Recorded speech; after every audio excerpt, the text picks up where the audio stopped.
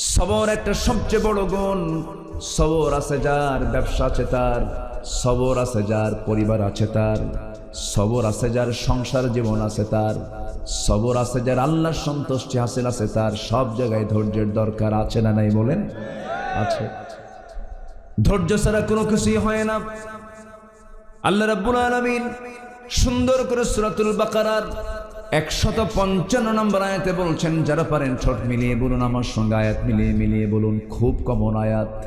আল্লাহ রাব্বুল আলামিন বলেন, ইয়া আইয়ুহাল্লাযীনা আমানুস্তাঈনু বিস-সাবরি ওয়াস-সালাহ ইন্নাল্লাহা মা'আস-সাবিরিন।